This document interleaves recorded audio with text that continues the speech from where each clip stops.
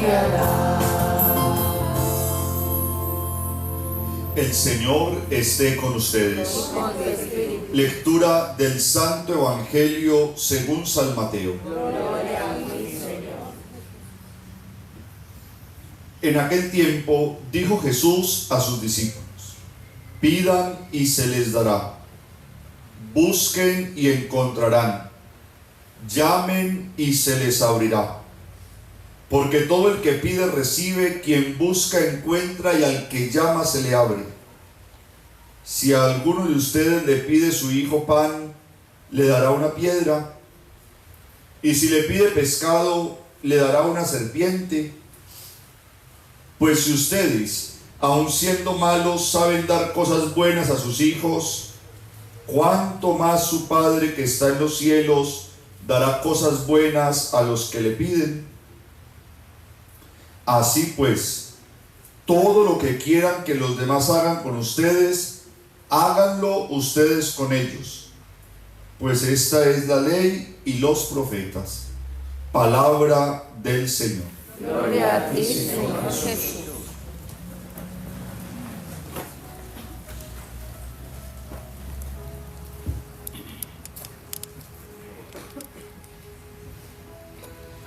Hoy la palabra de Dios nos va a hablar todo el tiempo de la oración.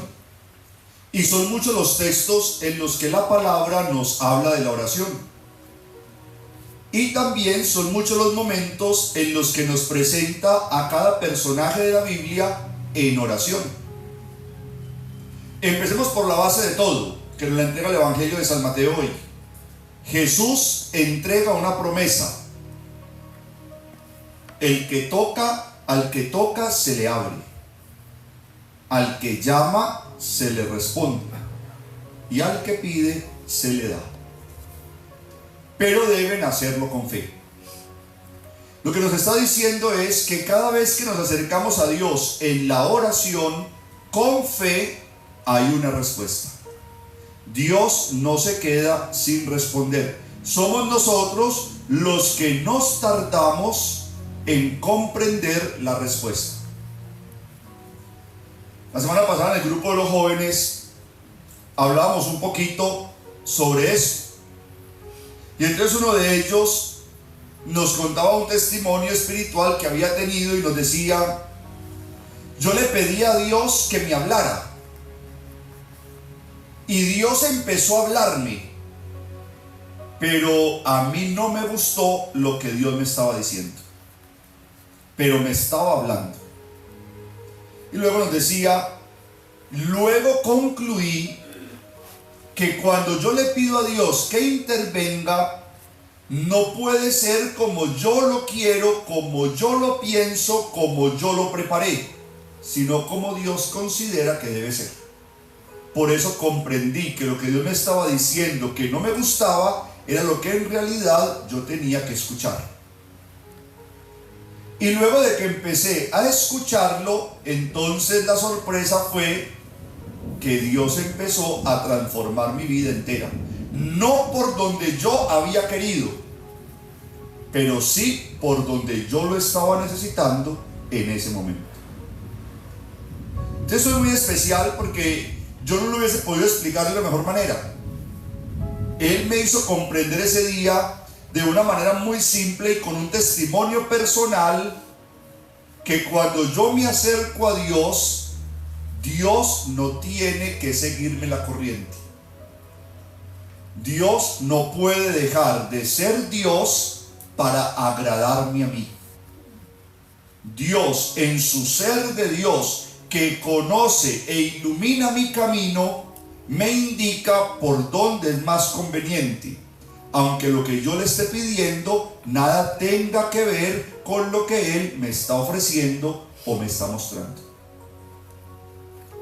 Y esa es la pelea de muchas personas con Dios. Yo, por ejemplo, entro como en una cierta angustia existencial cuando recibo a algún joven que me dice: padre, he estado orando con mucha fuerza para poder pasar a la universidad, y entonces le he encomendado esto a Dios y he prendido una vela todos los días. Y Dios mío, así que pase para que no vaya a pelear con usted. Porque donde no pase, la culpa no es de que no se preparó, la culpa no es de un sistema para el que se presentan 3,000 y pasan 30, la culpa es de Dios, porque él oró con mucha fe.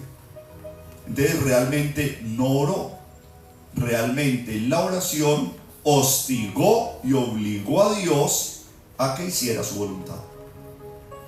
Y entonces resulta que de pronto el joven no pasa y termina completamente desilusionado, pero luego se le presenta una oportunidad grandísima en otro país y ahí sí no dice, mire lo que tenía Dios para mí, sino, padre, no pasé a la universidad, Dios no me escuchó, pero mire lo que me conseguí. Y entonces, ¿por qué no lo podríamos pensar que Dios sí respondió, pero que no respondió de acuerdo a tus expectativas, sino a lo que él creía más conveniente para ti? Entonces, hay una primera conclusión, y es que cuando ustedes y yo oramos con fe, hay una respuesta. Hoy mismo, o mañana, o en el transcurso de los días, o en años, pero hay una respuesta. Santa Mónica oraba por su hijo, por la conversión de su hijo y de su esposo, y cada vez su hijo era más vagabundo que nunca. Con el paso de los años, su hijo se volvió santo, San Agustín. Y entonces Santa Mónica fácilmente pudo haber dejado de orar porque Dios no me escuchó. Pero acuérdense que ya lo hemos aprendido aquí también. Dios no violenta el proceso de nadie. A través del proceso de cada uno, Dios va haciendo toda su transformación. Porque cuando la transformación es consciente, entonces del lugar del que salgo, allá no quiero volver. Pero cuando la transformación no es consciente, sino milagrosa, al poco tiempo vuelvo al lugar de donde fui sacado. Entonces, quédense con la primera certeza. No oramos para que haya un milagro. Oramos para sentir la presencia de Dios que camina conmigo. Oramos para no sentirnos solos en la batalla. Oramos para que alguien más me ayude a batallar, y así en el momento más crítico yo logre descansar un poquito mientras el otro batalla, y luego cuando yo descanse me pongo otra vez al frente de la batalla. Yo creo que si de algo tienen ustedes que acordarse de lo que les he enseñado aquí, es que la vida es una batalla que sí o sí tenemos que librar, y que por más que yo ore, Dios no me va a sacar de mi batalla, porque es mi batalla, es mi vida. ¿Dónde está la cuestión? Que Dios acompaña mi vida en esa batalla. Y hoy tenemos un ejemplo muy bonito, y está en el libro de Esther. Miren que es un libro que casi nunca leemos, ¿cierto? Es un libro que casi nunca escuchamos. Es más, en las Biblias protestantes el libro de Esther no está. Pero hoy hemos leído el libro de Esther. ¿Y quién era Esther? Puso atención. ¿Quién era Esther? Una reina. Una reina. O sea, una mujer con poder, rica. Una mujer grande para su pueblo. Y comprende que aún en medio de su grandeza y de su riqueza, necesita ponerse de rodillas delante de otro que es más grande que ella, Dios. Y es que Esther con su reino entra en guerra, pero su ejército es muy pequeño. En cambio, el ejército que va a luchar contra ella es un ejército grandísimo. El otro rey es más poderoso. Y entonces Esther entra en oración y le dice: no tengo a nadie, solo te tengo a ti. En el fondo, Esther no le está pidiendo a Dios que ella gane la batalla de afuera, sino que gane la batalla de adentro. Que no le gane la desesperanza, que no le gane las ganas de rendirse, que ella con lo que tiene pueda luchar hasta el final. Que si perdió porque se quedó sin con qué enfrentar, pero no porque se rindió, no porque se echó para atrás, no porque se atemorizó. Ella le está diciendo a Dios: pon en mí las palabras que yo debo decir para encontrar beneplácito en el otro. pero no le está diciendo a Dios, habla por mí. No, yo lo voy a enfrentar. Esta es mi realidad, esta es mi lucha, esta es mi batalla, pero a veces me da tanto miedo que no sé ni qué decir. Pon en mí las palabras para yo decirlas, para yo poder enfrentar, para yo poderle decir al otro, esto es lo que tengo para batallar. Y entonces luego dice que Esther, después de ese momento de oración, logra una paz tan grande, que le pierde el miedo al ejército que iba a batallar contra ella. ¿Qué significa eso? Que ya ella en su interior había ganado la batalla. Entonces no importaba si moría en medio de la lucha, ya ella había ganado la batalla. Miren que ese es el ejemplo que yo les pongo a ustedes cuando les hablo de un enfermo en una fase terminal. Cuando el enfermo está llegando a su fase terminal, llega un momento en que el enfermo le pide a Dios con todas sus fuerzas que me alivie. Señor, un milagro, que el examen salga bueno, que no me tengan que operar, que se me quite ese tumor, que yo me recupere. Cuando eso no sucede, la fase que sigue es donde el enfermo pelea con Dios. Y entonces fácilmente le dice a la familia, dígale a la parroquia que no me traigan más la comunión, no voy a comulgar. Eso lo comprendemos. Es una fase donde hay una pelea con Dios, porque Dios no me escuchó, porque esto me está doliendo mucho, porque mire mi familia cómo está y Dios no me escuchó. Pero luego de que él es consciente del proceso que está viviendo y de que todos los seres humanos tenemos un ciclo natural y que tenemos el principio y el final de una historia, cuando logra esa elaboración y Dios ha guardado silencio para respetar su momento, entonces vuelve a la fe. Y entonces lo que empieza a pedirle a Dios ya no es ni que se alivie ni que se muera, sino que él esté tranquilo, que él esté en paz. Y entonces, fruto de ese momento de oración tan intenso que genera la enfermedad, se llena de la paz de Dios. Y cuando él se llena de la paz de Dios, a lo primero que le pierde el miedo es a la muerte. Ahí ya ganó la batalla. Venga lo que venga, yo lo voy a enfrentar. ¿Por qué?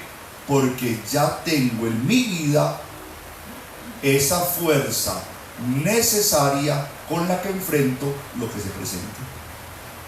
Entonces hubo una respuesta. Tal vez la respuesta que hubo no fue la que él quería escuchar, pero hubo una respuesta. Es como si yo le dijera, ya tu vida ha llegado al final. Ese es el ciclo de tu vida. Es el ciclo de tu vida. Ya te divide en otros momentos, pero es el ciclo de tu vida. No lo entiendo, no lo comprendo, no lo acepto. Entonces Dios guarda silencio para respetar el momento del otro, pero lo tenemos que aceptar. Cuando lo aceptamos le decimos entonces, aunque esto es tan difícil para mí, deme paz, deme paz. Aunque no comprendo por qué no puedo vivir 30 años más o 40 años más, dame paz.